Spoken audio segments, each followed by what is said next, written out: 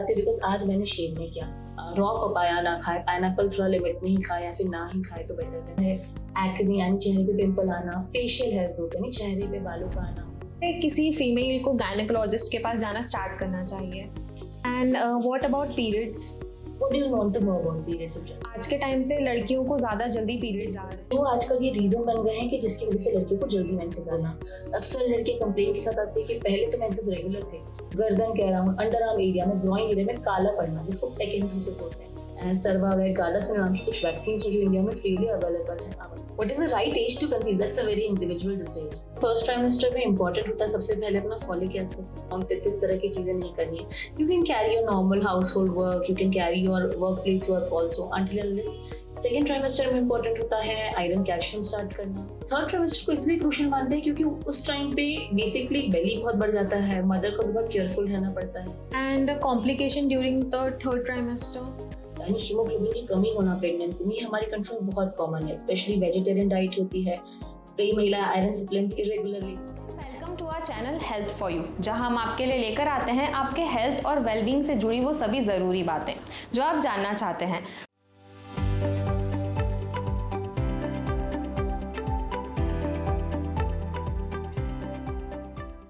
आज का हमारा एपिसोड बहुत खास है क्योंकि आज हमारे साथ है डॉक्टर भव्या दोशी जैन, जो कि एक एक्सपीरियंस्ड गायनेकोलॉजिस्ट है और she has specialised in adolescent gynaecology and high risk pregnancy, practising doctor in Indore and consultant doctor in Apple hospital Indore.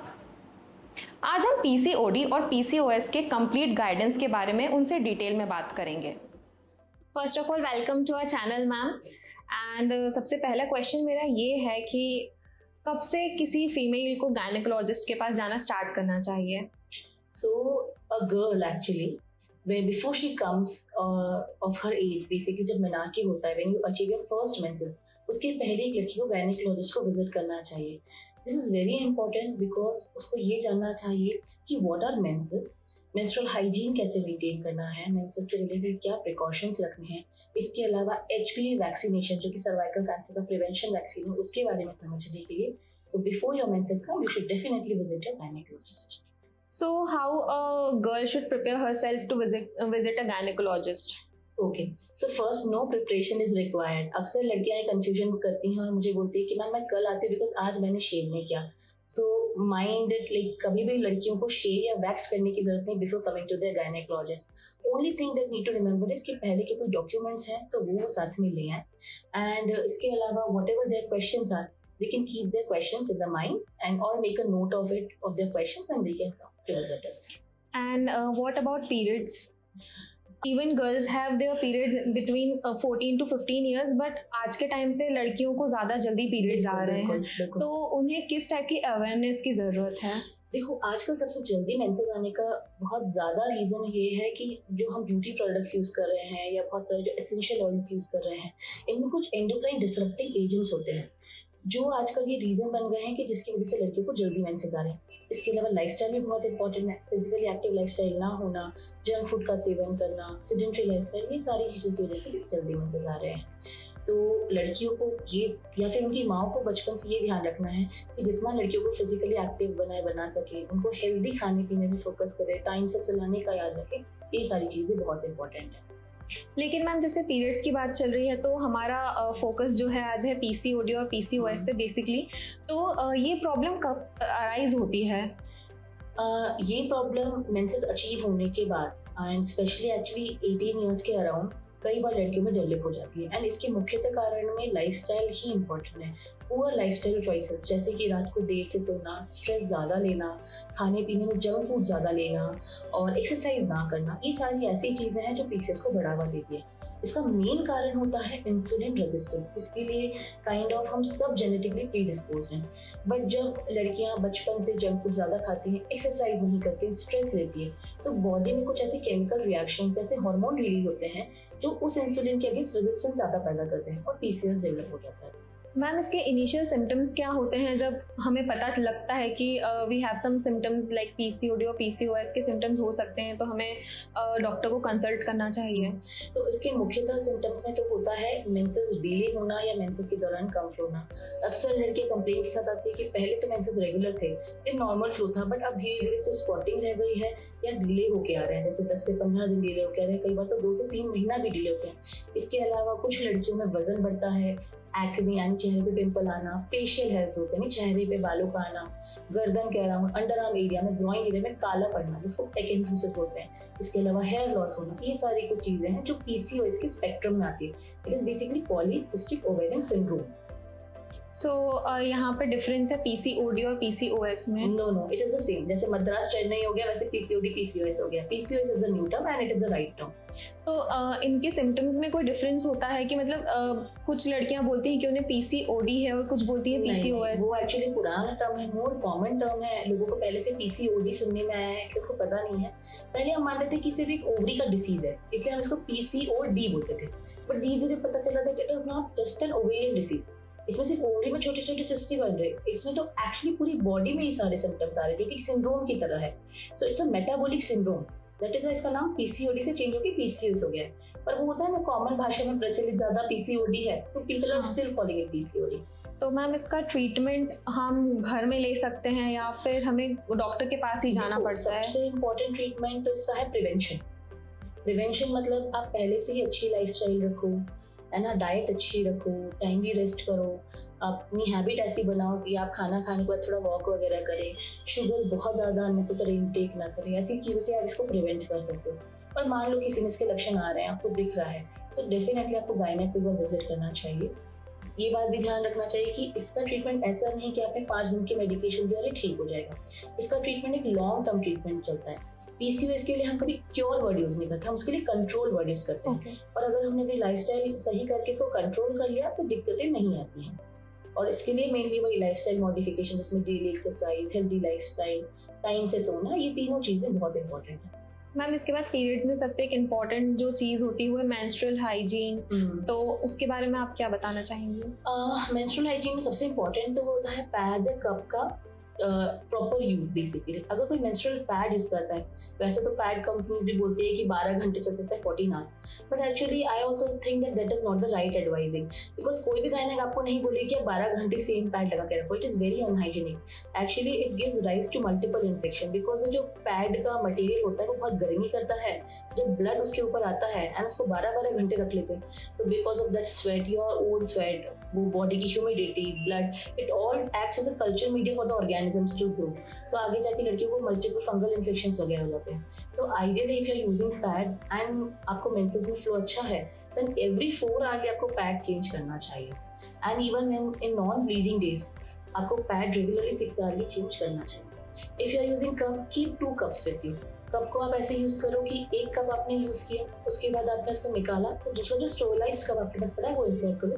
Meanwhile इसको अच्छे से वॉश करके स्टरलाइज करके अपने बैग में रख लो, क्योंकि कई बार हम लोग जब वॉशरूम्स वगैरह जाते हैं, हर वॉशरूम में इतना अच्छा कप को वॉश करने के सामान नहीं होता है। एंड फिर वो लड़कियां वैसे ही बस पानी से हल्का सा करके सेम यूज कर लेती है। Sometimes their hands are not even washed, so you are actually inviting the bacteria, yes, infections yourself. तो मैम इसके साथ में एक और क्वेश्चन आता है पीएमएस, प्रीमेंस्ट्रुअल सिम्टम्स। यस, तो ये काफ़ी लड़कियां बोलती हैं हमें पीएमएस हो रहे हैं, बट समटाइम्स उन्हें खुद पता नहीं होता कि एक्चुअली में पीएमएस होते क्या है। उन्होंने अपने फ्रेंड से सुन लिया कि उन्हें पीएमएस हो रहे हैं, तो उन्होंने भी बोलना स्टार्ट कर दिया। So premenstrual symptoms and hormonal imbalance are different things. Basically, premenstrual symptoms are very physiological. Premenstrual symptoms में क्या होता है? मेंसेस के पहले पेट में दर्द होना, थोड़ा मूड चेंजेस होना, यानी चिड़चिड़ापन होना, कभी भूख बढ़ती है किसी की, कभी भूख कम होती है, थोड़ा नौजिया जैसा लग सकता है, आपको थोड़ी ब्लोटिंग हो सकती है, पफीनेस लग सकती है फेस पे, ओवरऑल बॉडी पे। ये बहुत फिजियोलॉजिकल चेंजेस होते हैं। बेसिकली हमारी बॉडी में जब हार्मोन शिफ्ट होते हैं कि जब हमारी बॉडी में प्रोजेस्टेरोन लेवल बढ़ता है मेंसेस के पहले, सडन फॉल होता है, ये सारी चीज़ों की वजह से प्रीमेंस्ट्रुअल सिम्टम्स आते हैं। तो these are not called hormonal imbalance. Hormonal imbalance हम तब बोलते हैं जब कुछ थायराइड हार्मोन ऊपर नीचे हो गया, तो जैसे पीसीओएस में अपने हार्मोन्स थोड़े शिफ्ट है तो इसको बोलते हैं, इसको नहीं बोलते। एंड मैम पीसीओडी पीसीओएस के साथ में क्वेश्चन आता है मेजरली कि क्या इससे इनफर्टिलिटी इश्यूज होते हैं? हाँ यस, इस बारे में हम डिस्कस करना रह गया। पीसीओएस में आगे जाके इफ अनट्रीटेड और अगर ये ज़्यादा बढ़ जाए तो ओवरी में फॉलिकल बनने में, यानी जो ओवम है वो बनने में दिक्कत आती है और इसकी वजह से इनफर्टिलिटी हो सकती है। इसीलिए हम बोलते हैं कि पीसीओएस का बेस्ट होता है प्रिवेंशन। पर अगर प्रिवेंशन नहीं हो पाया है, आपने डेवलप भी कर लिया है, तो टाइमली इंटरवेंशन और अपनी हेल्थ का ध्यान रखना, इससे आप इसको आगे बढ़ने से रोक सकते हैं। तो मैम बट ऐसा नहीं कि पीसीओएस है जिनको बिल्कुल कंसीव नहीं कर सकते। अगर वो अच्छी लाइफस्टाइल रखें और उनकी ओवरी का ओव्यूलेशन होने लग जाए तो वो आराम से कंसीव कर सकते हैं। So basically with treatment possible है कि कोई कंसीव कर सकता है इसमें। मैम आपने बताया कि पीसीओडी के टाइम मतलब ओवरीज में सिस्ट क्रिएट हो जाता है और इसके साथ आपने एक एचपी वैक्सीन के बारे में बताया, तो क्या होते हैं ये बेसिकली? एचपी वैक्सीन हम बाद में बताते हैं, पहले हम पीसीओएस के सिस्ट के बारे में बात करेंगे। तो पीसीओएस में क्या होता है ना, जब ओवेरियन चेंजेस होते हैं उसमें होता है कि ओवरी में छोटे छोटे फॉलिकल्स डेवलप हो जाते हैं। बेसिकली एक जिस फॉलिकल को बड़ा होके ओवम फॉर्म करना था वो नहीं हो पाता एंड ये मल्टीपल फॉलिकल्स में हार्मोन डिस्ट्रीब्यूट हो जाता है एंड छोटे छोटे सिस्ट जो है वो थोड़े एनलार्ज हो जाते हैं साइज में। इसके लिए ऐसा नहीं कि कोई सिस्ट रिमूवल करना पड़ता है। जब आप ये लाइफस्टाइल मॉडिफिकेशन करेंगे और पीसीओएस का ट्रीटमेंट लेंगे तो अपने आप ये सिस्ट का वॉल्यूम भी डिक्रीज हो जाता है एंड ओवेरियन वॉल्यूम भी नॉर्मल हो जाता है। तो वो देयर इज नथिंग कि उसके लिए कोई रिमूवल लगता है कुछ भी। और अब हम बात करते हैं एचपीवी वायरस के बारे में। So actually this is a very very important topic. HPV इकलौता ऐसा वैक्सीन है जो सर्वाइकल कैंसर से प्रिवेंशन प्रोवाइड करता है। सर्वाइकल कैंसर बच्चेदानी के मुंह का कैंसर कहा जाता है जो लेट एज महिलाओं को होता है, पर इसका जो वायरस है वो यंग एज से ही लड़कियों में लग सकता है, जिसको एचपीवी यानी ह्यूमन पैपिलोमा वायरस बोलते हैं। तो इसके प्रिवेंशन के लिए आजकल वैक्सीन अवेलेबल, एक्चुअली बहुत सालों से अवेलेबल है। पहले ये बहुत कॉस्टली आती थी इंडिया में, बट आजकल सीरम इंस्टीट्यूट ऑफ इंडिया जो पुणे है वो उसको बना भी रहा है, तो आजकल इसका इंडिया में कॉस्ट कम हो गया है। एंड सर्वावेग गार्डासिन नाम की कुछ वैक्सीन जो इंडिया में फ्रीली अवेलेबल है। आप अपने गायनेकोलॉजिस्ट से बात करो, 9 to 15 ईयर्स की गर्ल्स में इसके 2 डोजेस एंड 15 to 26 ईयर्स की गर्ल्स में इसके 3 डोजेस लगाना है। अगर कोई लड़की सेक्सुअली एक्टिव नहीं है तो वो भी बिफोर बीइंग एक्टिव इस वैक्सीन को लगवा ले। इवन आफ्टर बीइंग एक्टिव और आफ्टर चाइल्ड बर्थ आप इस वैक्सीन को लगवा सकते हैं, बट पहले आपने गायनेकोलॉजिस्ट इसके लिए परामर्श लो। हो सकता है कि पहले वो कुछ टेस्टिंग कराए फिर आपको ये वैक्सीन सजेस्ट करें। इसके बाद मैम हम आते हैं, जैसे हमने इनफर्टिलिटी इशू के बारे में बात किया, तो हम प्रेगनेंसी के टॉपिक पे डिस्कस करते हैं। तो what is the right age to conceive? What is the right age to conceive? That's a very individual decision. But I think you should conceive till you have a good ovarian age and you have a good capacity also as per your physical fitness basically. तो आजकल तो with everyone working and girls taking their time to first develop their career and then decide about pregnancy or family. I think this question is not valid anymore कि आपको कभी ही conceive करना चाहिए, but हाँ definitely तब तक conceive कर लें जब तक सारे कोई भी सिंड्रोम्स वगैरह का रिस्क कम रहता है। तो जैसे 30 की एज के बाद कोई भी महिलाओं में मतलब जब एग होता है उसकी क्वालिटी थोड़ी चेंज होती है 30 की एज के बाद, उसके बाद डाउन सिंड्रोम वगैरह का रिस्क होता है। तो अगर अपनी पहली प्रेगनेंसी 30 के पहले प्लान कर ले तो बहुत अच्छा रहता है। तो उसके पहले हमें क्या प्रिकॉशंस लेने चाहिए before pregnancy? Before pregnancy, if you have been trying since a long time, you can go in for a gynec visit, take a pre-conceptional counseling जिसमें आपको फॉलिक एसिड स्टार्ट करेंगे। हो सकता है आपको कुछ अल्ट्रासाउंड या ब्लड टेस्ट करें। मीनवाइल आपको ध्यान रखना है कि आप फिजिकल फिटनेस पे फोकस करें, अल्कोहल स्मोकिंग से दूर रहें, फॉलिक एसिड लें, अपना स्लीप साइकिल अच्छा रखें ताकि, और ओव्यूलेशन विंडो देख के ट्राई करें। ओव्यूलेशन विंडो कैलकुलेट करने का बहुत ईजी मेथड होता है कि आपके आने वाले मेंस्ट्रुअल डेट से 14 डेज पहले अप्रॉक्सीमेटली ओव्यूलेशन डे रहेगा, तो इससे 2 दिन पहले से 1 दिन बाद तक ट्राई करने से अच्छे रिजल्ट्स मिलते हैं। फर्स्ट ट्राइमेस्टर में क्या हमें प्रिकॉशंस लेना चाहिए? डू एंड डोंट्स हम इसमें कवर कर सकते हैं, बेसिक जो आइडिया नॉलेज के लिए रहेगा, एंड सेकेंड और मतलब तीनों के लिए। एंड उसके बाद we will talk about third trimester pregnancy complications and all. ठीक है, तो बेसिकली फर्स्ट ट्राइमेस्टर में इंपॉर्टेंट होता है सबसे पहले अपना फॉलिक एसिड सप्लीमेंट शुरू करना। इसके अलावा खाने पीने में नॉर्मल खाना खाएं, जितना आप प्री प्रेगनेंसी खा रहे हैं वैसे ही खाएं। एक्सरसाइजेज आप थोड़ी बहुत कंटिन्यू कर सकते हैं, बस ऐसी एक्सरसाइजेस नहीं करनी जिसमें आपको भारी वजन उठाना है या एब्डोमिनल प्रेशर बढ़े या पेल्विक प्रेशर बढ़े। इसके अलावा बहुत ज़्यादा आपको एक्सर्शन से बचना, जैसे क्लाइंबिंग माउंटेन्स, इस तरह की चीज़ें नहीं करनी है। You can carry your normal house hold work, you can carry your work place work also until and unless it involves too much lifting too heavy objects or anything like that।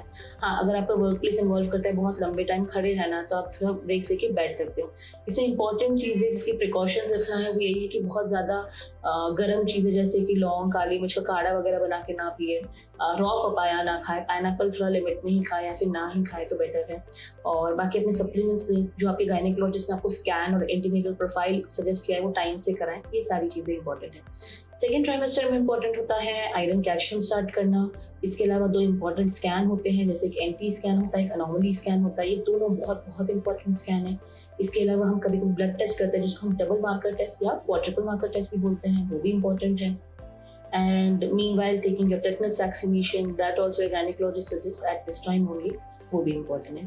Then comes the third trimester. Third trimester को इसलिए crucial मानते हैं क्योंकि उस time पे basically बेली बहुत बढ़ जाता है, मदर को भी बहुत केयरफुल रहना पड़ता है। जितना केयर फ्री वो पहले पलंग से भी उठ पाती उतना केयर फ्री उठ नहीं पाती है।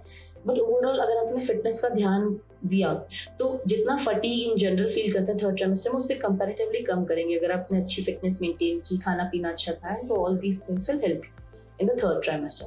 थर्ड ट्राइमेस्टर में भी सेम आयरन कैल्शियम कंटिन्यू करना, अपने डॉक्टर से अपना बर्थ प्लान डिस्कस करना, जिसमें आप कहाँ डिलीवरी प्लान करना चाहते हैं, कैसे प्लान करना चाहते हैं, ये सब पहले से डिस्कस करें। अपना हॉस्पिटल बैग पहले से बनाएं, ये सारी चीज़ों का ध्यान रखें। And complication during the third trimester? Third trimester में कॉम्प्लिकेशंस में कुछ कॉम्प्लिकेशंस तो बहुत कॉमन होते हैं, जैसे खासकर अनीमिया यानी हीमोग्लोबिन की कमी होना प्रेगनेंसी में, ये हमारे कंट्री में बहुत कॉमन है। स्पेशली वेजिटेरियन डाइट होती है, कई महिलाएं आयरन सप्लीमेंट इरेगुलर लेती हैं प्रेगनेंसी में, तो सबसे पहले अपना आयरन सप्लीमेंट बिल्कुल रेगुलर लें, उसमें कमी ना करें। खाने में भी आयरन रिच खाना खाएं, डॉक्टर ने आपको जो एडवाइसेस दी वो प्रॉपर्ली फॉलो करें, टेस्ट जो जब एडवाइस की तब कराएं। इसके अलावा एक होता है कि डायबिटीज डेवलप करना प्रेगनेंसी के दौरान या hypertension. These two are not so good complications in pregnancy, because ये आपको तो अफेक्ट करते ही हैं, आपके वूम में जो बच्चा है उसको भी इफेक्ट करते हैं। तो इन दोनों से दूर रहने के लिए प्रॉपर न्यूट्रिशन का पालन करना, रेगुलर गायनेक विजिट्स में बीपी चेक कराना, शुगर जब आपके गायनेक एडवाइस करें तब चेक कराना, ये सारी चीज़ें इंपॉर्टेंट है। Some complications are there like preterm labour या फिर premature rupture of membranes, पर वो यही होता है कि उसके कुछ रिस्क फैक्टर होते हैं जो आप गायनेक से आप बात करेंगे तो आपको समझा देते हैं। If you are at risk of it then definitely आपको उसके बारे में समझना चाहिए। जैसे मैम आपने बताया कि आजकल जो फीमेल्स हैं वो तब कंसीव करना चाह रहे हैं जब वो मेंटली प्रिपेयर्ड हैं और फाइनेंशियली भी प्रिपेयर्ड हैं, करियर ओरिएंटेड हैं, तो वो एक एज के बाद ट्राई करते हैं। तो इस बीच कॉन्ट्रैप्शन के क्या मतलब? कॉन्ट्रसेप्शन के लिए contraception again it's your choice, couples का चॉइस होता है, बट काफ़ी कॉमनली जो कपल्स यूज़ करते हैं वो होता है बैरियर मेथड्स, जिसमें कॉन्डम्स आते हैं, and to combine with this contraceptive pill, because barrier methods का भी कहीं ना कहीं फेलियर रेट होता है 0.3 to 3%, which can be very high sometimes. तो कई बार लेडीज़ ओरल कॉन्ट्रसेप्टिव पिल्स के लिए ऑप्ट करती हैं, एंड उनका कंबाइन इफेक्ट यानी ओरल कॉन्ट्रसेप्टिव फीमेल यूज़ करें and during the intercourse males जब कॉन्डम्स यूज़ करते हैं तो काफ़ी अच्छा उनका कॉन्ट्रसेप्टिव इफेक्ट रहता है। इसके अलावा अगर किसी को बच्चे हैं तो they can opt for IUCD, that is a copper T device, और implants are also available these days. There are injectables also which are available. So there are multiple choices for contraception available. And yeah. Copper T safe कितनी है? Copper tea is quite safe. देखो it is a very again individual thing, but copper tea is quite safe. उसमें बस कुछ चीज़ों का ध्यान रखना होता है, जैसे थ्रेड्स का यूज़ करना, उसका आपने जहाँ प्लेसमेंट करा है वहाँ प्रॉपर अगर प्लेसमेंट हुआ है और महिलाएं अगर रेगुलर बेसिस पर उसकी थ्रेड स्टिक कर रही हैं तो वो काफ़ी सेफ है। तो मैम कॉम्प्लिकेशंस पोस्ट प्रेगनेंसी काफ़ी होते हैं, तो मतलब उसके लिए क्या करना चाहिए? तो एक काफ़ी कॉमन कॉम्प्लिकेशन होता है पोस्ट डिलीवरी और पोस्ट प्रेगनेंसी, जिसके बारे में महिलाएं बताती नहीं, होता है स्ट्रेस यूरिनरी इनकॉन्टिनेंस, जिसमें खांसते हुए यूरिन के कुछ ड्रॉप्स लीक हो जाते हैं, एंड बहुत सी महिलाएं तो ये मान लेती कि may be this is normal after delivery. So it is not actually normal after delivery. Delivery के बाद आपको अपने पेल्विक मसल्स स्ट्रेंथनिंग के लिए कीगल्स एक्सरसाइज करनी चाहिए। Kegels exercise will help you in finding that strength in your pelvis, जिससे फिर आगे जो इनकॉन्टिनेंस होता है वो डेवलप नहीं होगा। इसके अलावा वजाइनल लैक्सिटी, कुछ महिलाओं में वेट रिटेंशन, ये भी एक बहुत बड़ा इशू बन जाता है, तो उसके लिए टाइमली एक्सरसाइजेस शुरू करना, अपने आप को फिट बनाने पे फोकस करना, ये सारी चीज़ें इंपॉर्टेंट है। सो थर्ड ट्राइमेस्टर के बाद में डॉक्टर बताते हैं कि आपकी नॉर्मल डिलीवरी की चांसेस है या फिर सी सेक्शन आपको कराना चाहिए, तो मतलब ये सिचुएशन कब क्रिएट होती है जब हमें पता रहता है कि नॉर्मल डिलीवरी हो सकती है या फिर हमें सी सेक्शन की तरफ स्विच करना चाहिए? देखो, ये सिचुएशन बहुत उस टाइम बेस्ड होती है। बेसिकली मोस्ट केसेस में डॉक्टर्स नॉर्मल डिलीवरी की तरह ही जाते हैं, ट्रायल ऑफ लेबर देते हैं। अनटिल एंड अनलेस कुछ ऐसे कॉम्प्लिकेशंस है जैसे कि प्लेसेंटा पीरियड, जब प्लेसेंटा नीचे रहता है, लो लाइन रहता है, जब नॉर्मल डिलीवरी पॉसिबल नहीं है, या बच्चा कोई ऐसी पोजीशन में है, मतलब सिफेलिक के अलावा ब्रीच पोजीशन या ट्रांसवर्स पोजीशन जिसमें नॉर्मल डिलीवरी मुश्किल होती है, पॉसिबल नहीं है, ऐसे केसेस में हम बताते हैं। कभी कभी इमरजेंसी सिजेरियन सेक्शन करना पड़ता है, जैसे जब बच्चे की heart rate because of any reason ऊपर नीचे हो रही है, बच्चे ने पेट में मेकोनियम पास कर दिया है या लाइक बहुत ज़्यादा कम हो गया है बच्चे के आसपास, इस तरह के केसेस में कभी कभी सिजेरियन के लिए ऑप्ट करना पड़ता है। So ma'am, it was really nice talking to you. और बहुत सारी इन्फॉर्मेशन, इवन डिटेल्ड इन्फॉर्मेशन आपने हमें दी है about PCOS, PCOD and pregnancy, about all the trimesters. So I hope कि ऑडियंस को भी आपकी इन्फॉर्मेशन अच्छी लगेगी और उन्हें एक बेसिक इन्फॉर्मेशन मिल जाएगी जो उनके क्वेश्चंस माइंड में अराइज होते हैं, जो फर्स्ट टाइम कंसीव कर रहे हैं और इवन जो टीनेजर्स हैं जो PCOD, PCOS को सफ़र कर रहे हैं। तो आई होप उन्हें हेल्प मिलेगी और एक मोटिवेशन मिलेगा कि उन्हें गायनेकोलॉजिस्ट के पास बिना डरे जाना चाहिए। मैम, वीडियो एंड करने से पहले मैं आपसे जानना चाहूँगी कि आप आज की यंग गर्ल्स को और इवन फीमेल्स को क्या एडवाइस करना चाहती हैं? आज की यंग गर्ल्स को मैं यही एडवाइस करना चाहती हूँ कि अपनी फिजिकल फिटनेस पे ज़रूर ध्यान दो, साथ ही अपनी मेंटल फिटनेस पे भी ध्यान दो। कहीं ना कहीं हम लाइफस्टाइल के चलते या सारे काम एक साथ करने के चक्कर में अपनी फिजिकल और मेंटल फिटनेस का ध्यान नहीं रख पा रहे हैं।